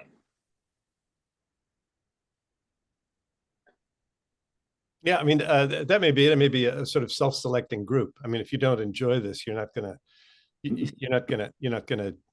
do it. But it's a wonderful format. You know, I got flip-flops on. You don't have to drive someplace, and so it's very comfortable and all that. I just want to say two things real quick. First of all, I did watch. You know, I was watching the scenes, although I was off camera. I was really tickled by Jamie, your JELLABY that time. I don't know, there was something that was so funny about it. You got so conspiratorial. It was just absolutely wonderful. I mean, everybody's wonderful all the time, but that you really got me that time. And the other thing I have to say is I love working with Brendon because you have the most you have the widest selection of imagery I've ever heard from a director. And I know you like to use it. I remember being in class sometimes we'd have to sort of have you stop talking so people could work but it's all fascinating. My favorite tonight was blowing glass. It's like blowing glass. Like, what the hell does that mean? It's like, and you know, the short flashlight and all the stuff, it's great. So I really enjoy working with Brendon. Part of the fun is just getting Jeff to go, what? Like, what? you know, it's like a road when you hit the bumps in the road and you're like, yeah, that one too. Okay. All those things. I mean, where do you come up? You know, it's really wonderful. Okay. Well, I don't want to shortchange anyone else. Is there anyone else wants to speak to Brendon's question or any other points that came up? Oh, well, yeah, I would just throw it. It's really a joy. I'm very grateful. Thank you for this opportunity. It's really a joy when you get to like excavate really deep text. I'm just like, wait, there's another layer. Oh, okay, there's another one. I'm gonna, you know, and Stoppard has like all of those layers, so that's fun. But also when you're working with a group of people who are also curious, and like you can tell when the folks, to Brendon's point, when the folks who come together are all like, yeah, let's play, then you get excited to go like, oh, okay, I brought some toys. Let's play. What do you bring? You know, it's really fun.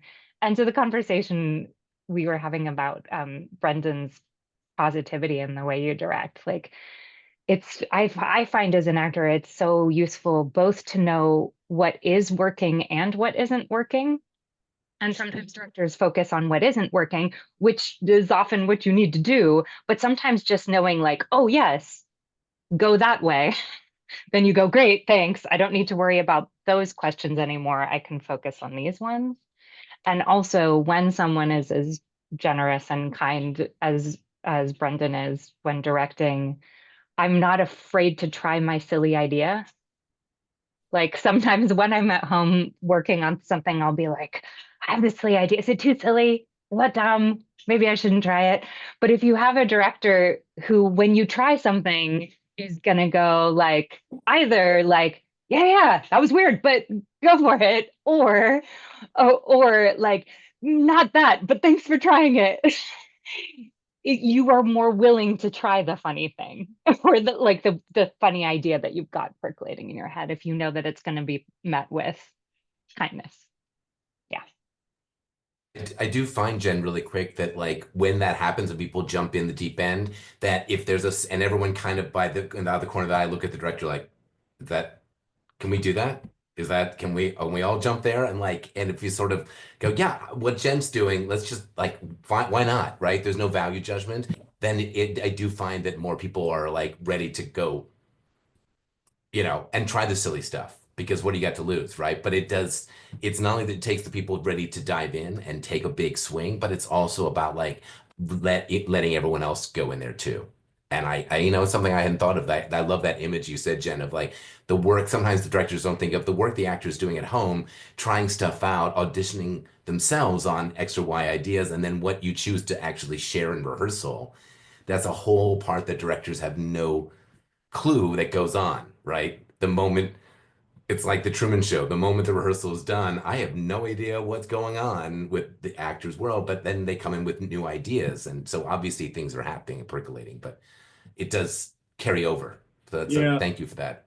Anymore, you know, it's like group of people in a production, the joy of the exploration and the process means more than anything, you know. That's what I feel with this group, but it's also a little bit like a dog on a leash, because I'd like to be in the room. You know, I'd actually like to be in the room working on it and the physicality of it. That's the one thing you can't really do on Zoom. And the text is great, and it is, you know, very satisfying. But, you know, then there's the physicality of how, you know, that there's a longing to want to, be in the room with you guys, you know. So, which I hope that happens at some point. Yeah. I was just going to share, this is completely off topic, but I wanted to share this with you. I'm going to a dinner party and I'm going to have to sign off. But last night I saw two Ionesco plays. They were readings of Bald Soprano and The Lesson. And I got to tell you, in the present circumstances which we're living in, absurdist theater really has a resonance.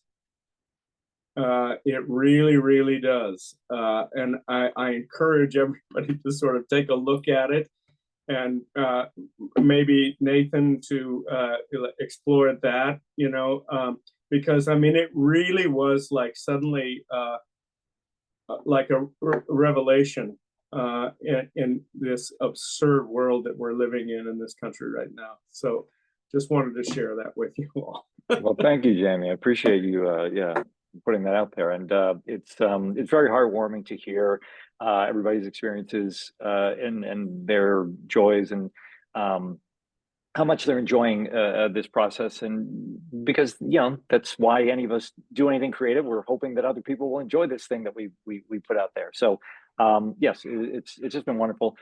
You may hear a very happy baby in the background for me. I will absolutely take that over the alternative. So there may be a little bit of noise back there. And that's probably me needing to get off pretty soon too. But I just want to kind of wrap things up here. Again, thank you all so much for your work this month, and for all your dedication and effort. I'll mention again for people tuning in, we're doing King Lear next month with Randall Newcomb and Aniochio Grosso. It's a play they've probably been looking at for most of their professional lives, and Randy is finally the kind of right age to be playing Lear, and he's just brilliant. So you're in for a treat if you check those sessions out. Yeah, come on back. We'll be doing more. Who knows? Maybe we can find a venue to do Arcadia somewhere. You know, wouldn't that be fun? Yes, I've just been really, really thrilled. Thank you again, Brendon, for your desire to do something and work with me to put this together. And thank you all to the actors and artists, and Kate for you being here as well. Your contributions were invaluable. There are just some things that even a group of 6 talented artists are not going to pick out every little thing, and it's why having a dramaturg in the room is so helpful. Again, thank you all so much. Have a great rest of your evening. Thank you all, and yeah, we'll see you next time in the rehearsal room.